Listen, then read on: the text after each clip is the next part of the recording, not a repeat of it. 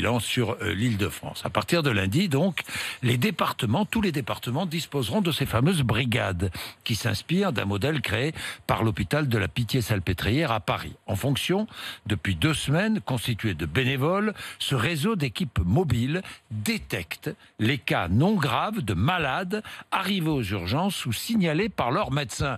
Et le rôle des médecins de ville est très important. Ces bénévoles se déplacent ensuite au domicile de la personne qui a consulté le médecin pour la tester et donner des indications pour que cette personne protège son entourage en restant confinée. L'objectif, casser les chaînes de transmission. Fort de son succès, les formations de bénévoles continuent. Qui sont ces bénévoles? Reportage Margot Bédé, Élise Phillips et Anaïs Kroutz.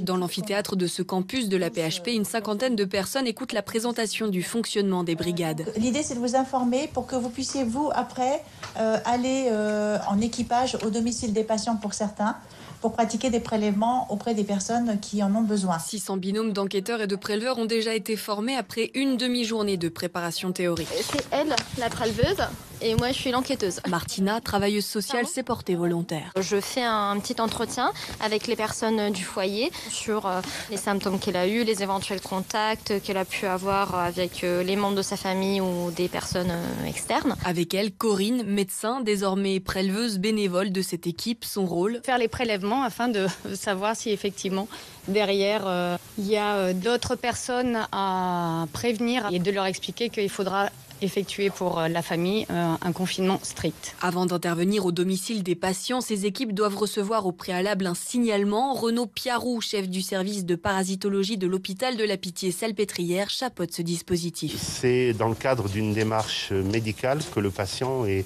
identifié. Dans les populations un peu plus marginalisées, ça passera peut-être par des ONG.